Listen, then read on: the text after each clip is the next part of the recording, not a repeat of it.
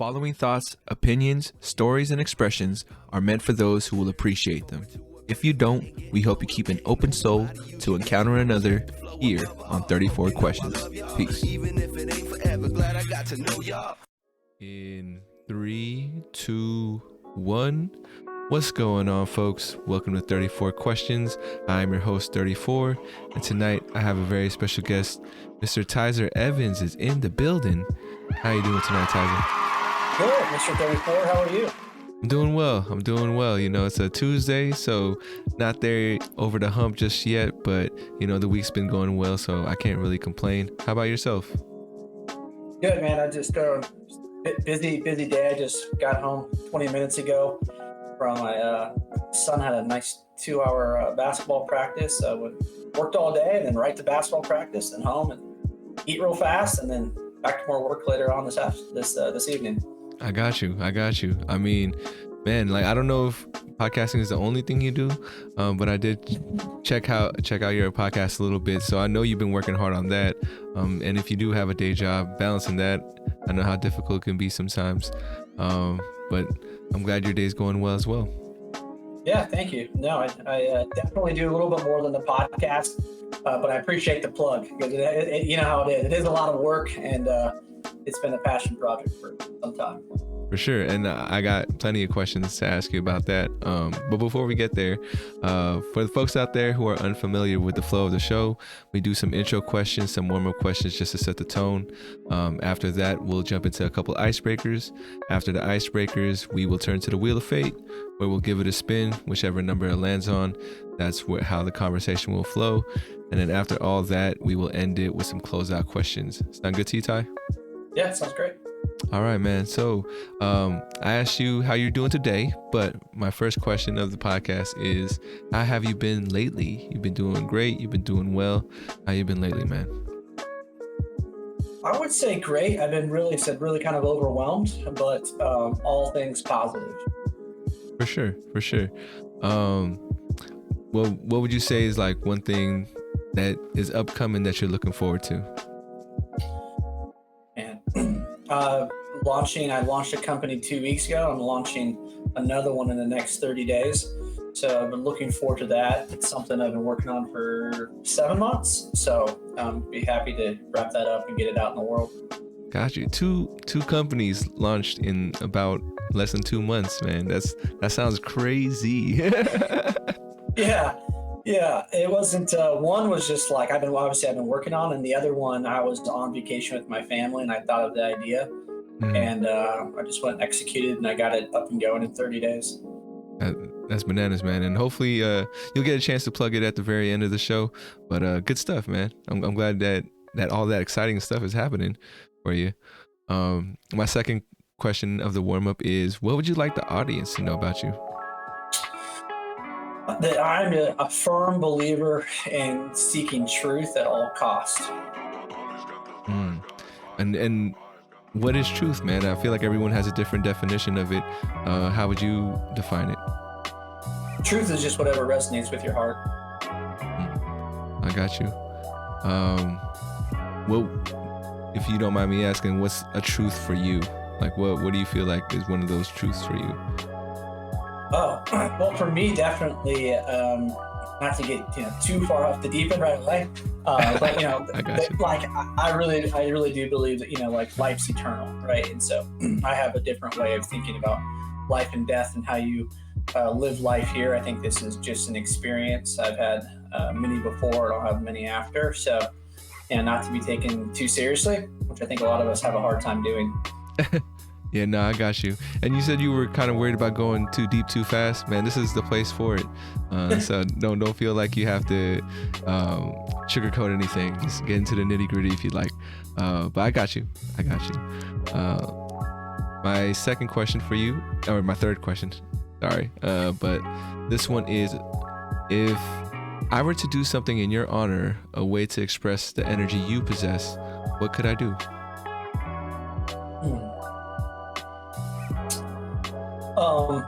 I think for me for people to honor me is just honoring everybody else that you come into contact with more love, patience and understanding. you know. I got you. So it seems like you got that understanding of it, of being patient and be accepting of others. Was that something you felt like you had when you were as a kid, or was it something that you felt like you had to grow into as far as that perspective? No, I grew up in Northern California, and both my mom's sisters, both my aunts are gay. And so, growing up in San Francisco and having gay family members, I was born back in the early 80s, 84 is when I was born. So, it was not like it is today.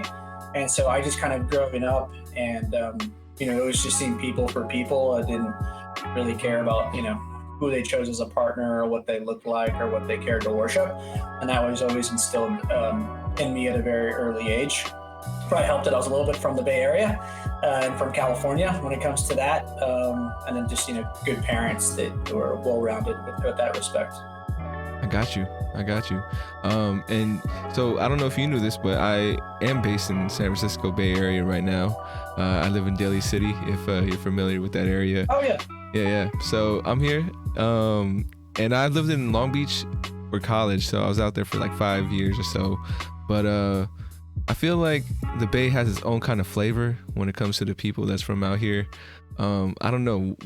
What do you think about that? Do you feel like you can recognize somebody else that's from the Bay if you were just plopped anywhere else? Yeah, if they drop a hella here and there, for sure. Cause I went to college in San Diego and actually lived in Orange County for a bit too.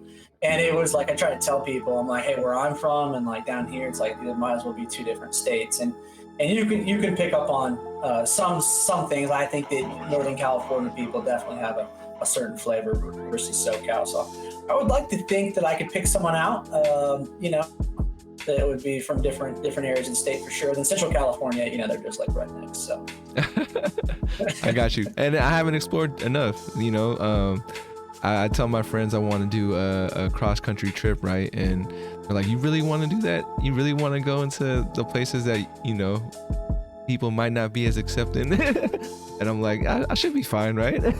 Yeah, no, I lived in Georgia for a bit. Now I live in Texas, and, people are cool everywhere. But you're going to find your shitheads everywhere, too. That's true. Moving on to the last question of the warm-up. On a scale from 1 to 10, how well do you know yourself? It's like a 9, Why 9? I feel like there's always room for growth, but I'm pretty real with myself. I'm not someone that has I don't have like negative self-talk problems. I'm just real and open and authentic with myself. I understand who I am, I said, but there's more depths to me that I keep trying to explore through meditation and breath work and stuff like that. So I leave a little bit there for room for growth. I got you. I gotta ask, man, how are you able to block out all the negative talk, man? I feel like that's something I struggle with a lot. I think everybody has done it at some point in their life. For me, it was very heavy between like my formative years, 12, 18. As I got older in college, I was able to kind of let it go, but it always creeps up, and I feel like it happens to me probably, if I was gonna give a percentage, 25 negative talk, 75 positive talk. And I don't know, is it possible to completely get it all out of there? Well, probably not. You're always gonna have a little bit of the imposter syndrome, right? Where you're gonna question yourself, and that can be perceived as negative self-talk. I think that, being conscious of my thoughts and catching yourself in the moment, catching yourself in real time, which is obviously, a big part of meditation or yoga or whatever, prayer, whatever you spend time in silence every day, allows you to become an observer of your thoughts. And so, I just do a lot of practice. I've gotten better at real time of going, hey, does that really serve me right now? And then just reframing it and just keep moving. It's like it, and I also think too, like that question, does it serve me to talk to myself that way? And then it's just like, well, no, I'm the one making the decision to talk to myself that way, right? So it's just like complete choice and control when you're conscious of what you're thinking. Just most people are not, and so they have the same repetitive thoughts every day, which then they have the same type of, residual energy, for better or for worse, and it puts you into the same type of patterns. No, I got you. I know, I mean, personally, it definitely, I have patterns that I've been trying to break and I still haven't. And it could be due to that. I'd have to really, I don't know. I know for me, it's a growth process, and I have to go through, all the tough parts just to be able to really find out more about myself. So I'm giving it time. I don't know if it's the right thing or a good thing, but I know I can't rush the process. Thank you for sharing. Moving on to the icebreakers, but before we do that, I just want to remind the folks out there, if you are enjoying the content, please like if you might, share if you care, subscribe for a vibe you didn't know was there. All right, moving on to the icebreakers. Let me see how this looks. Oh yeah, this is great. I feel like earlier I was doing all that reframing because I thought the webcam was too close, but for the icebreakers it looks great. So your first icebreaker is going to be a point of view. I'm basically going to give you a statement, and you just let me know what your thoughts are on it, whether you agree or disagree, or if it's true or false. Sure. This first statement is, overthinking is a bad thing. Yeah, true, for sure. Well, why would you say bad? Because it's like, again, for me, we come internal with all the answers that we're ever going to need in our life. And so usually the first one's the right one, because it's where your heart is speaking to you. And then we let our ego and our mind overtake what we know, which is our instinct, our gut, our heart center, is really always the first answer is always the right one. And so people overthink it, talk themselves out of things that they really want. I always say it's like your despair, or what we would perceive as despair, is really your heart's calling for desire, that we just sink to the bottom of our stomach and don't listen to our true heart's calling. So I'm always big on make a quick decision, just go for it, and then if it doesn't work out, hey, at least now you know. I got you. So I guess if I were gonna take something from that, I would have to try to act more on my instincts. It's pretty much. Yeah. Woo, yeah. That kind of scares me a little bit, because I tend to overthink a lot, and I'm trying to embrace it as just part of my personality. But I know that it can be hurtful, especially in choices that I make. I just wait too long when it comes to fighting or flight. I end up freezing. I know that's the third choice, and that's where a lot of big moments in my life have been. But I got you. And my second statement for you is, people are ultimately good. Sure. Yeah, I unequivocally believe in that. Well, why is that? It's like, you could even look at, I don't want to get into any hot topics, but you can look at like how people are talking about guns right now. Sure, do we need probably more gun legislation and stricter laws on the parameters of buying a firearm? Yes. Is that going to stop criminals? No. Right? Like are the catastrophes that have happened still, they would have happened? Probably.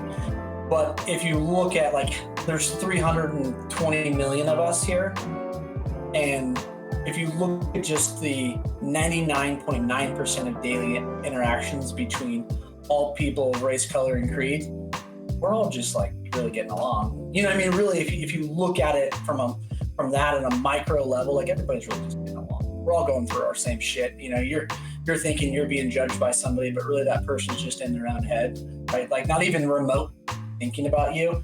And so it's just like, we all operate from this place of egotisticalness, where we think that everyone's so concerned with what we're wearing or what we're driving, but really everyone's just concerned about what they're wearing and what they're driving, right? So I just think overwhelmingly people are good. They're good natured, and you get some bad apples that unfortunately make the headlines more often than all the good stuff that's happening. I hear you. I definitely think that does happen a lot, because I feel like in my life, just going around for the most part, and I know I live in the Bay Area, I know people are more like accepting out here. So I've been spoiled in that way, and I haven't seen too much pain other than what I've seen on the internet or in the news.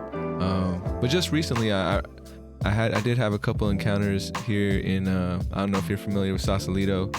And I'm not saying everyone in Sausalito is like this, but definitely felt some bad vibes coming out there.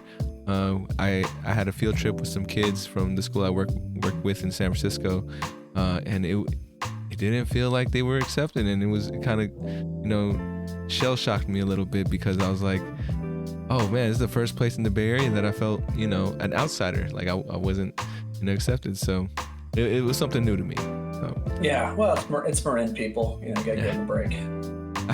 That's true. All right, boss. Moving on to the second icebreaker, which is a word for word. I think you'll do great, because the record is 12 right now. But since you act on instinct, I don't think you'll have any slip-ups, any breaks in your concentration.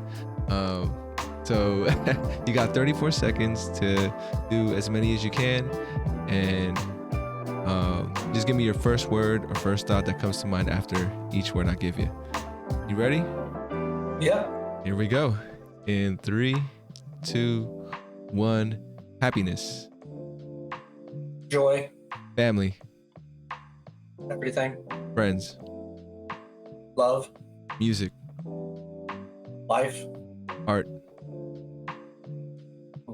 Beauty. Food. Comfort. Life. Being. Past.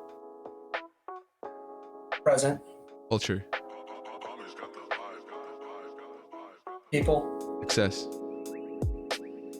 Subjective. Gotcha. You got 10 that time. You got 10. I want to dig into people you said are subjective. What do you mean by that? Wait, the last one was the last one I said subjective. That was success. Oh, my bad. Excuse me. Success. No problem. Subjective. What do you mean by that?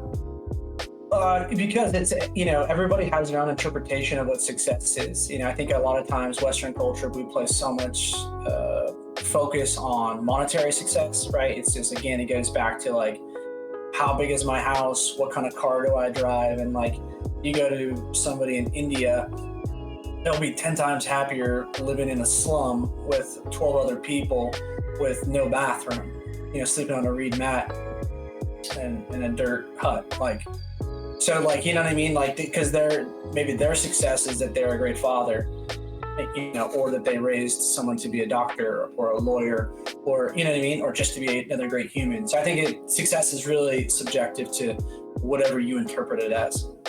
I got you. And for you, do you feel like you are at a stage of success, or are you still working? I think that definitely still working.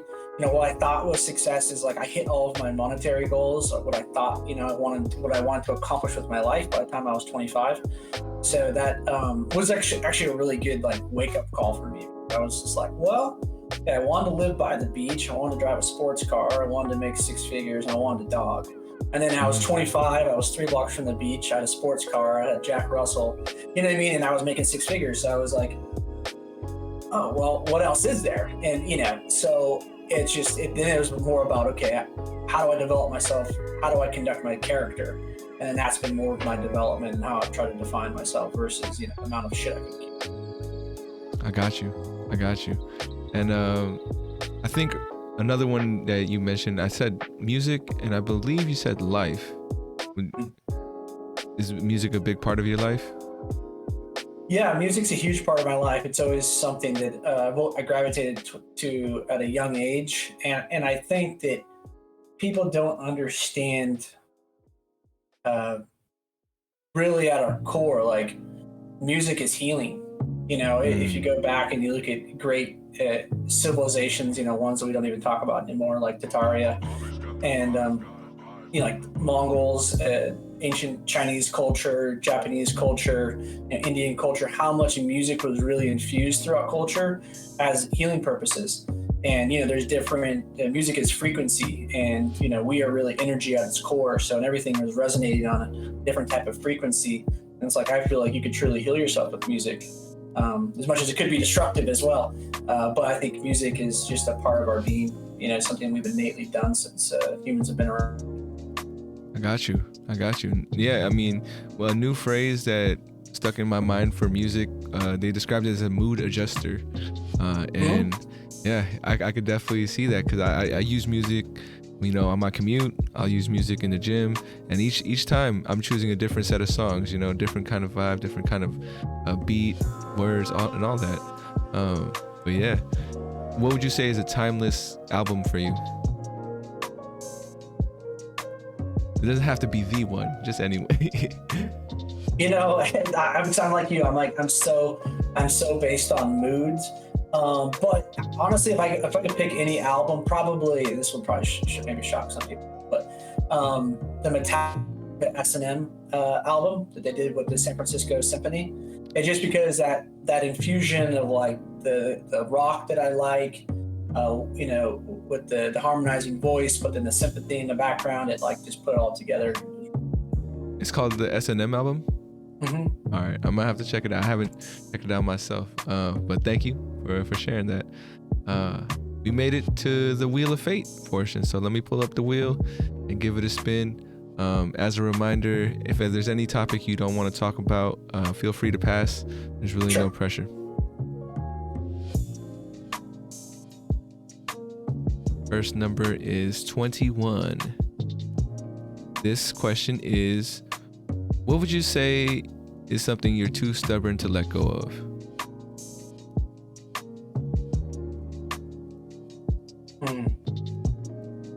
I've had a hard time, this is going to maybe sound different too, I've had a hard time letting go of anger.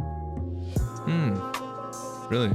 Like, do you feel like it's old anger that you're holding on to, or just, whatever current state of anger you feel now? Yeah, I mean, it's such a powerful emotion. It's one of those just raw emotions. And I think that's people get addicted to it because it's almost like it's like the opposite of euphoria, but it kind of gives you the same type of elation, to step into it. And so that can be hard to let go of. And I think for that old pattern for me, not having healed all of the childhood wounds, still like rage and anger will be my defense mechanism, like right away.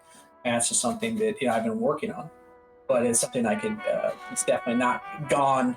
I don't know, you never like leave an emotion, but just being able to harness it a bit more, as opposed to telling myself the story, well, I'm Irish and we're known for bad tempers. It's that type of thing, right? Like, I'm in control of my reaction to whatever situation, and that's what I could be better with.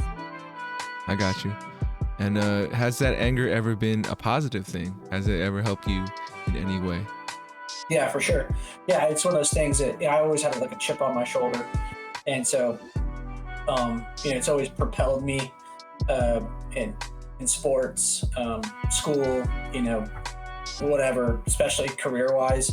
Anytime someone told me no, or I got passed over on a promotion, I would just get pretty pissed off, and then just like then I double down on whatever I'm doing.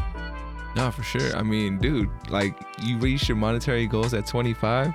I'm sure every 21-year-old is like hoping they can get to that level at where you were at. Well, they weren't big, to be fair, so it wasn't like I was I think 25 I made $140,000 somewhere in that, so it wasn't like a ton of money, but to a lot of people it's a lot of money, and I was proud of myself because no one had made six figures, at least my parents hadn't, and so it was a big goal, but it wasn't like I was crushing and making $2 million a year, I think. So. No, I got you. For sure.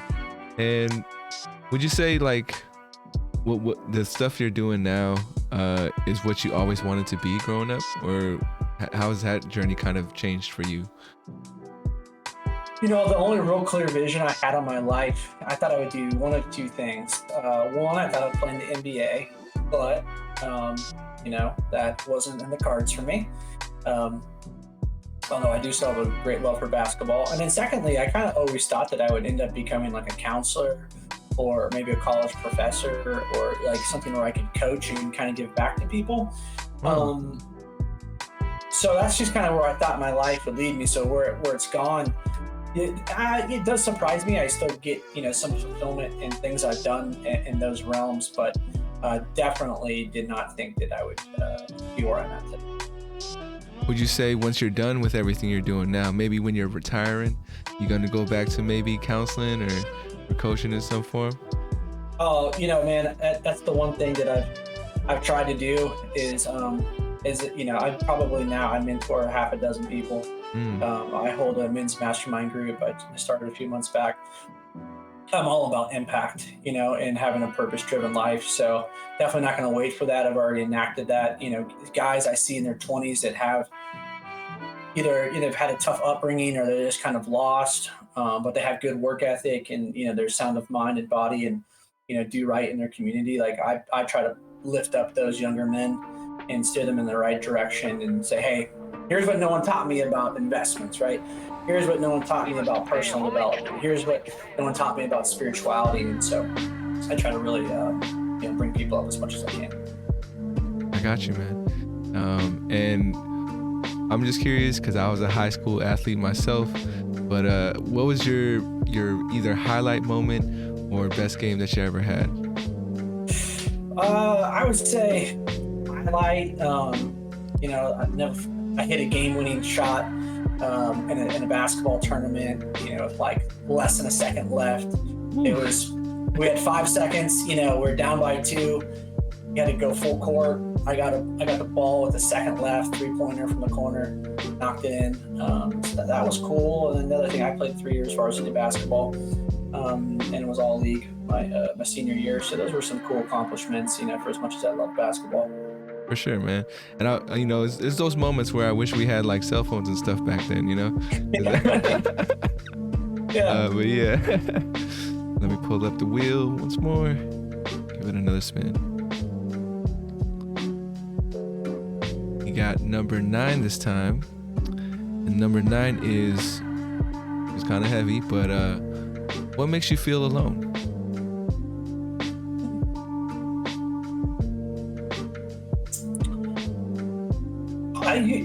Man, that's a really tough question, because I used to really struggle with that in my 20s. I felt like I had that victim type mentality where I always kind of felt alone. I felt like people didn't understand me, and I felt like people didn't get what I'd been through. I didn't feel like anybody was really trying to help me. And so I felt this constant state of aloneness. And I felt that way up until about 28. And I really went through this kind of I don't say radical transformation, but I went through like a really tough breakup, and I kind of realized that like all the relationships in my life had problems because of me.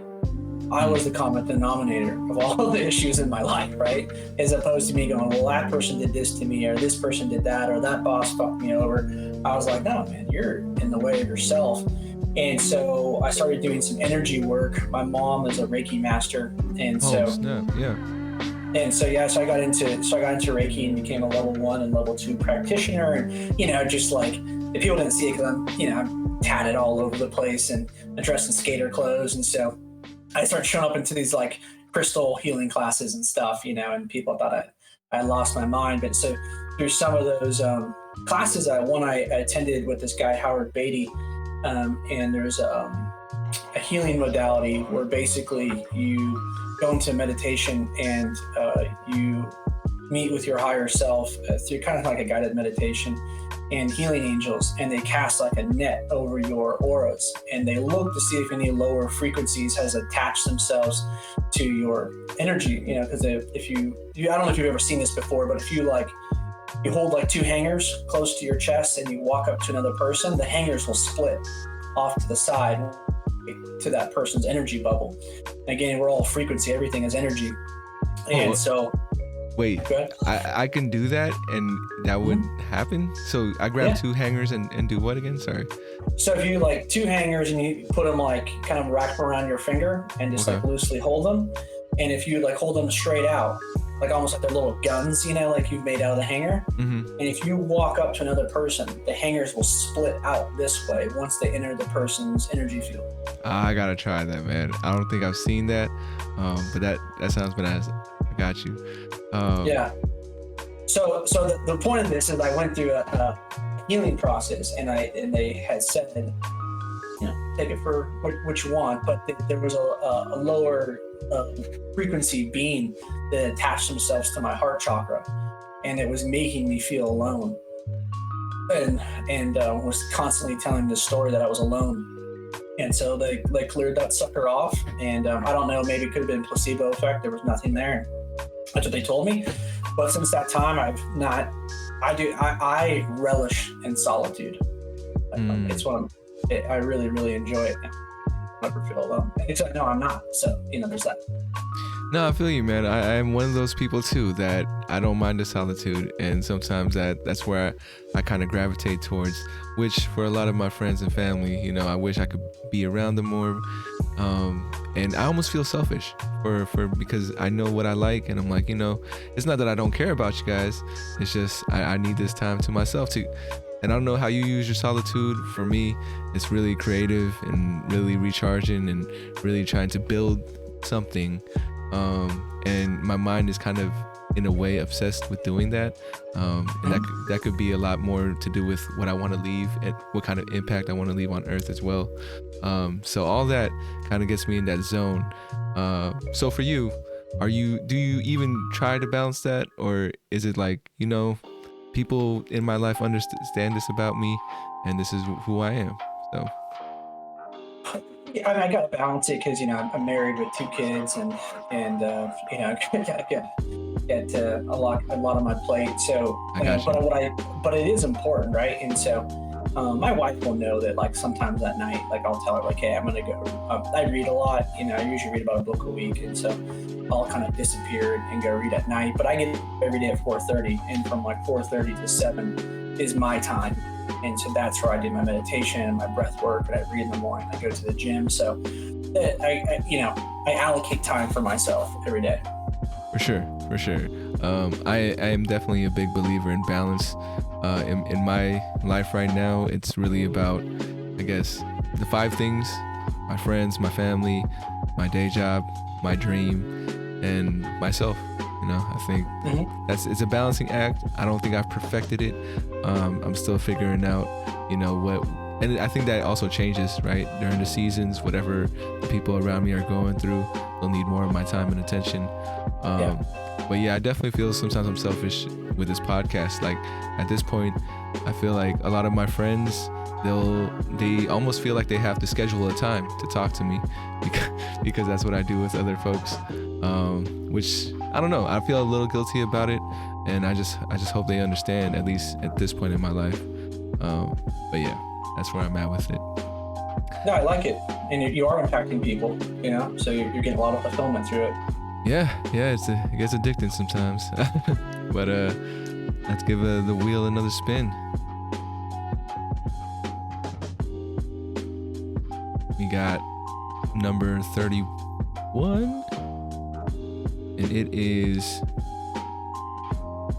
so when I meet new people, sometimes people have these walls, right, that kind of block in who they really are. And so for you, do you feel like you have these walls, and how high do you have them up for people that you meet? Maybe a little bit in a professional setting, but no, I really am. I am who I am, and like I don't really care if you don't like me. And did that kind of the transformation, or I don't want to say transformation, but at 28, the changes you made in your life, did that help with the walls being down, or even before that, the walls were always down? You just didn't care what people thought. Yeah, I probably did more in my 20s, especially, girls, but yeah, I've always been pretty authentic, like in high school, when all of my buddies were going out and starting to drink and get stoned, I was straight edge. I never succumbed to peer pressure, and I got made fun of ruthlessly for it. And I just was like, okay, You can make fun of me, I don't give a shit.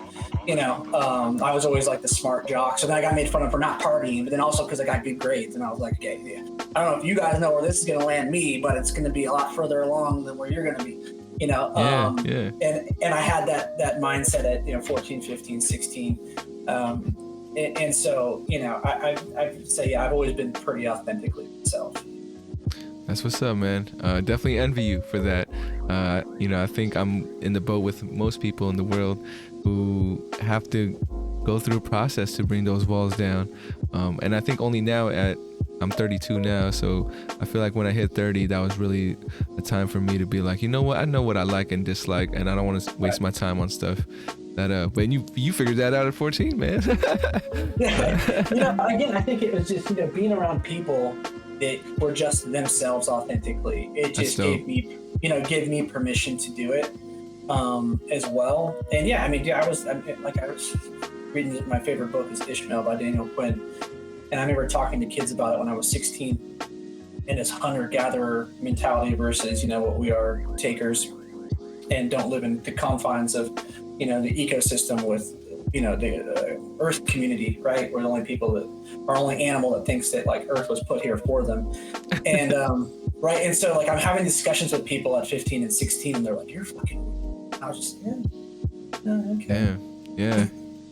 Nah, we would have been friends, man. I would have talked to you about that stuff. Yeah. So I guess that's a good segue into my question for what do you think this is all about then? Like life and why are we here? Why do we do what we do, or why do we try to figure it out? I feel like that's all things we could touch on. So have at it. That's loaded. I don't know what the end game is. I just do know that for me, at least what resonates as truth is that we're here for the evolution of our soul, our consciousness, spirit, and it's. I think that's really it. I think that you get a condensed version here in this realm, in this experience. Like you can expedite your learning, and that's a lot of through the human condition, as opposed to maybe spending 1,000 years in another realm that's way more peaceful and and easier to get along with, and everybody's singing Kumbaya. Like your spiritual growth will take much longer, right? Because you're not facing as much adversity as opposed to here where it's very compact. And I think a lot of our relationships, I said I'm a huge believer for me personally, is what resonates as truth is I believe in reincarnation. And so it's like all of my relationships are ones that I've contractually come into knowing I was going to have them. And that's again for my own benefit if I'm open enough to seeing them as gifts that I gave myself for the purpose of evolution and evolving myself spiritually while I'm here. So you're saying that the skills that you have now kind of came from your past lives experiences? Mm-hmm. Yeah. Oh man, that's gonna make me overthink a lot more about my past lives. Yeah, if you think about it, right? So like, if you come into contact, like think of somebody that you met for the first time, and you're like, fuck, I know that person. I never met them before, but I know them. Like, all right, you've had that happen before, I'm sure, in your life. Yeah, for sure. I feel like I have it with almost everybody. Right. But yeah. And a lot of that's just because you have. And that is your soul, your consciousness, your energy, recognizing that vibrational frequency that's trapped in that other meets you. And it's just the energy recognizing each other again. It's been cycled through. And so it's like, it's not like you know them, but you do. Like you've known them, you have been. So like, it's like my wife, like I know that we've been married before. Like I knew the first night I met her that like we'd been together. And it was so, we have a lot more stuff to work out, which is why we're here again, right? We're resolving old patterns that we didn't accomplish in a prior life. Or she's definitely here to teach me. So is my mom and my dad. Like I know my dad and I have been brothers for sure. And just how we interact with each other. So I think when you come at your relationships from that perspective, it makes it a lot more digestible. And then it kind of like, oh yeah, we're just here like learning from each other. We're just understanding the patterns that we didn't accomplish in the last lifetime. Like maybe, your worst enemy in this life was like a brother in a past life, right? And you still have unresolved conflict you have to overcome. And you have a chance, an opportunity to do that again this time around. And if you don't, guess what? It'll come back around again until you do. Man, that, I mean, just what you were describing made me think about all my relationships and how I feel about those relationships, and where that energy comes from. Made me think about my childhood rival. I know we don't get along now, but what if it was that? Yeah, right. Never know. Yeah, you're right. I had a Reiki reading once with someone out here that practiced, and she would tell me that she didn't meet my parents, but I'm an only child, or I grew up an only child, and I had my parents, and she would tell us, or she told me that what our souls have been together for a long time, like in whatever shape or form, but they've always been those people who looked out for me in some way. And for me, there's a believer side and a skeptic side, because I can't really decide whichever one I'm fully into. But it's nice for me to believe that me and my parents have been connected, throughout the universe and for ages now. Do you think that for most folks, as far as like lineage and their parenthoods, like that, I wouldn't call it a cycle, but that reincarnation kind of happens through bloodlines and family? Yeah, I definitely, I think that the bloodlines and families are really just the way that we experience this realm. Got you. But yeah, definitely, I think that you're always connected to certain types of frequencies or different aspects of consciousness. And if you really think about it, what's really crazy about those relationships is that like time is only linear, like in our perspective, right? It's a man-made construct, like. So time is vertical. So all those lives that you've had with your parents are all happening simultaneously right now, which is a whole nother just mind fuck. Yeah. Have you seen that one new movie, Everything Everywhere All at Once? Oh man, I mean, just what we're talking about. And I don't know if you're a big movie person or if you don't like that kind of stuff, but it's very interdimensional, like multiverse type thing. And I don't know, it's a trip. In a nutshell, it's this woman discovering that like her daughter is is a being that's all knowing, that they're just tired of life and is going through different universes trying to find her real mom that can understand the way she feels. But yeah, anyways, I'll stop it right there. No, that's interesting. Yeah, I would suggest checking out the trailer, and take from it what you will. All right, man. I think we got time for one more spin, so I'm gonna bring the wheel up one more time. We got number 29. I guess this is similar to, I asked you if you felt like what stage of success you're at right now. But this one is, can you say you've lived a full life? No, I don't know that exists, or what a full life would even look like. It's like even the concept that you mentioned earlier, like retirement, like I don't know what that is. Like I don't ever want to like retire. You know what I mean? Because again, it's about growth. As long as I'm still breathing, I want to be productive, and I want to be having a full moment in that moment. So I think that as long as you're living moment to moment, staying present and being conscious, that you're always kind of living a full life. But I don't know what that is. I got you. Yeah, I mean, I feel like the way I define a full life is like if you yourself can just feel satisfied with where you are at this moment. I think that's what when I ask this question, that's what I'm intended to ask. Like, are you satisfied with everything you've done so far? And you don't feel like that for some folks have the anxiety of like, I haven't done anything or I haven't done enough in my life. Yeah, I definitely don't have FOMO, but I definitely don't think that I've tapped into my full potential. Not even close. That's for certain. I feel you. I don't think we ever really do until like for some reason we're just at peak, our personality peak energies. But yeah, I hear you. I think. Oh, I was gonna ask you about. I guess for you, as far as impact goes, what would you say is your mission when it comes to the impact you want to leave? I really want people to listen to their own truth.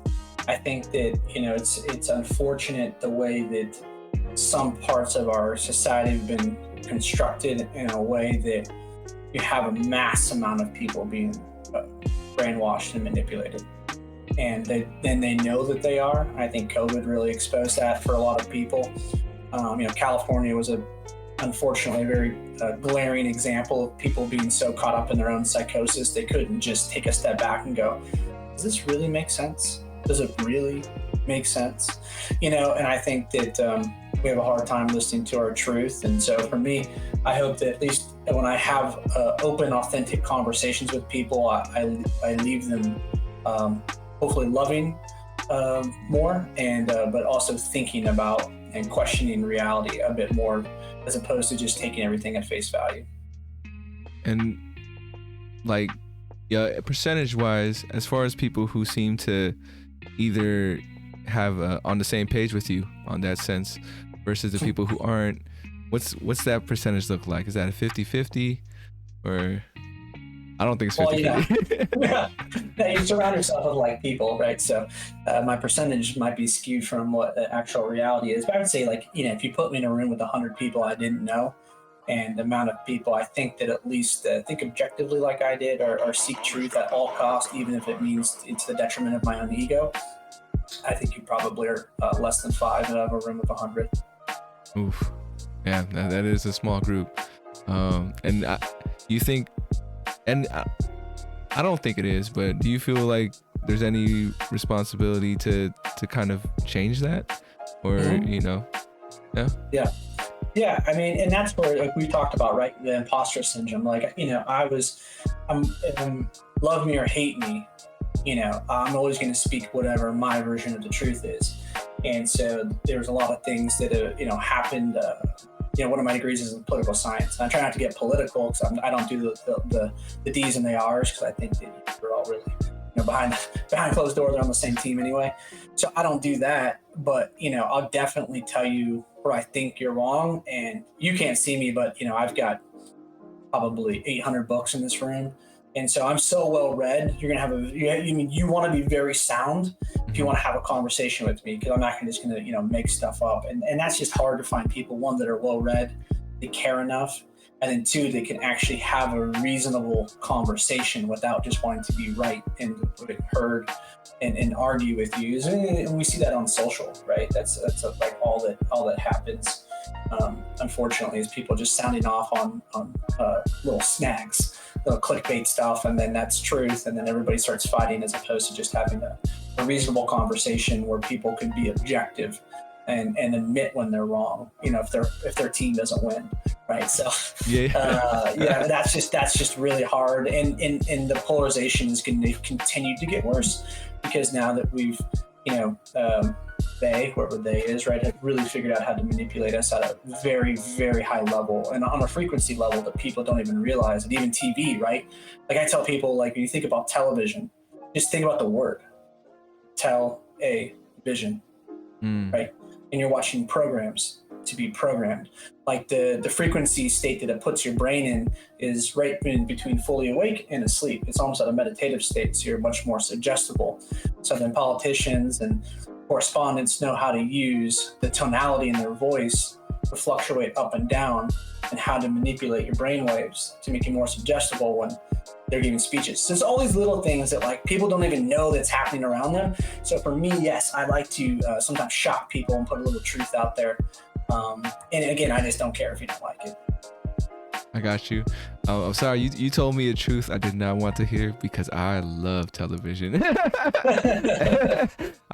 All my friends know me as a dude that binge watches everything, and I mean, like you said, that's that truth that I have to accept and kind of know.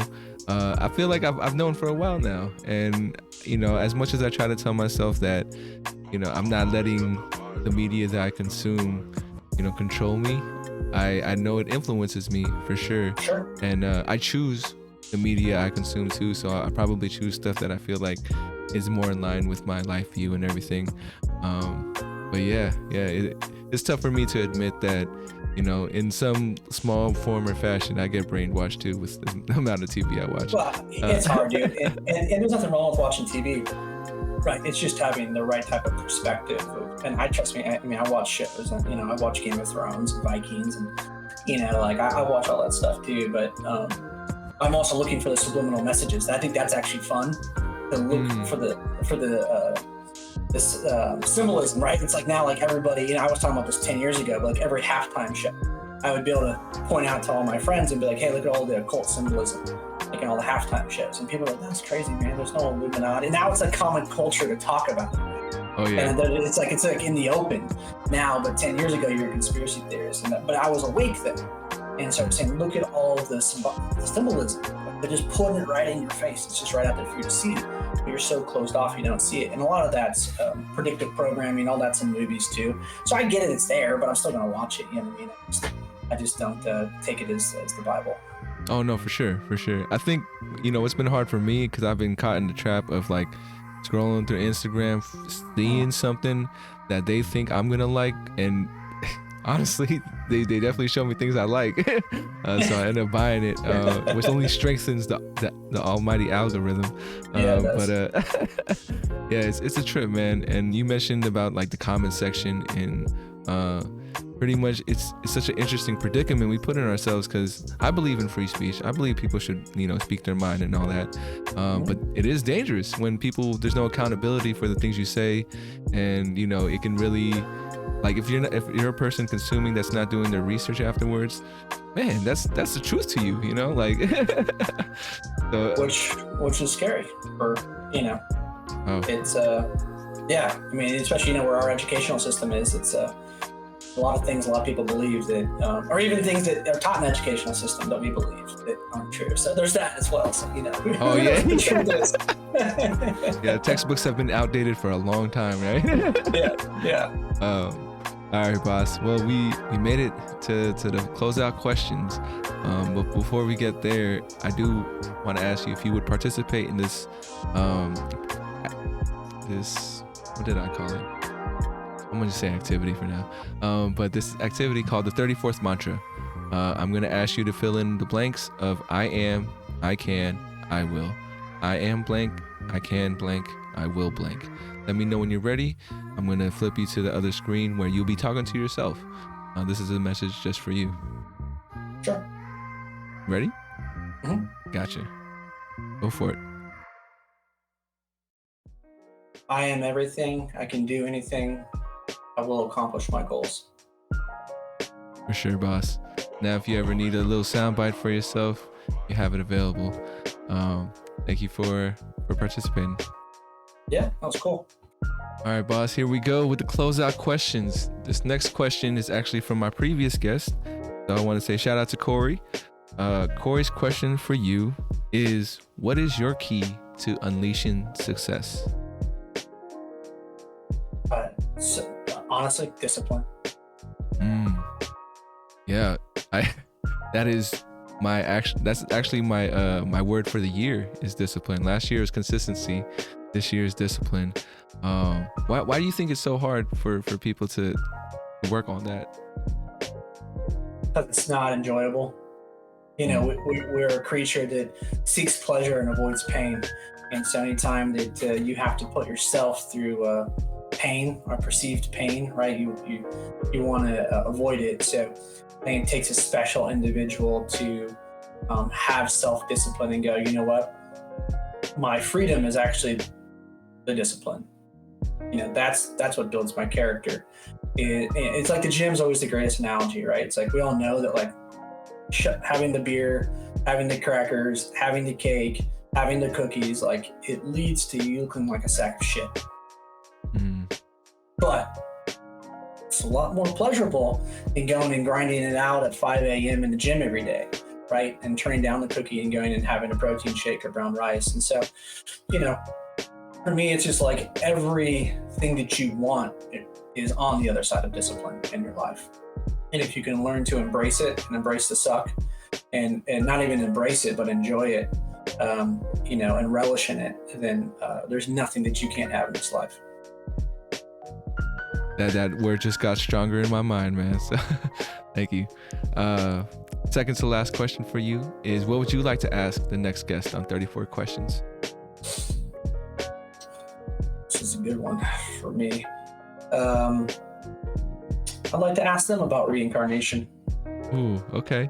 So just thoughts on reincarnation? Yeah, that'll be fun for you. Oh yeah, you already know. For sure. Yeah, man. I mean, a part of me believes in it. I feel like I've had deja vu a lot in my life, and I don't know if that has anything to do with it. That's just another. That's you in another timeline. Ooh, don't tell me that, man.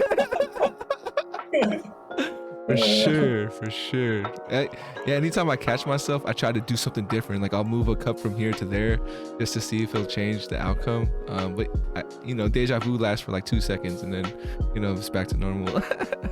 You've looked into the Mandela effect? Yes, I have. Yeah. So it's just a little deviation in the timeline. I got you. Yeah, I mean, I can't say it's real. I can't say it's not real. I'm open to it. And then my last question for you, man, the question that ties everything together: 100, 200, 300 years from now, your descendants are watching this video. What would you like to tell them? Just that keep seeking truth at all cost. For sure. We hear you, man. Any last things you'd like to add before we head out of here? Any places where they can find your show and all that good stuff? Yeah, no, I appreciate it. And the only thing I would say, too, is whatever you're most afraid of, that's the thing you need to walk into. Every great thing that's come in my life is me stepping directly into my fear. But yeah, if you guys want to check out my podcast is Not As Cool As This. It's all about business and sales. It's a Grind, Sell, Elevate. You can find it on all channels. I just interview people. And then I got this, Odin's Rune. It's my apparel line. You guys check that out at odinsrune.com. And yeah, man, that's about it for me. I appreciate you having me on. I've really enjoyed the conversation. Thank you again, Ty, for coming through. One question to leave you with. You do your podcast, and I've seen you've had a bunch of different guests on there. What's like the biggest thing you've taken away from talking to so many people for so long? We're all way more similar than we are different. Just like I've gotten to talk to people, I think in now 13 different countries, across all business facets. And it's just like I can sit down with someone in Australia or India or Europe, and it's just like we all have way more in common. For sure, man. I mean, I think your soul too probably was a wanderer or traveler in past lives, and you just met all these people that you can connect with on a dime. It just feels like that because we've had this conversation, and I feel that way about a lot of folks that I meet. So thank you again, Ty, for stopping through. I want to thank all the folks out there. If you're watching on YouTube, listening on Spotify or Apple Podcasts, wherever you're listening, I want to thank you for your time as well. Remember to like if you might, share if you care, subscribe for a vibe you didn't know was there. Reach out, reach forward. As always, much love. We'll catch you guys next time on 34 Questions. Peace. And it fades from there.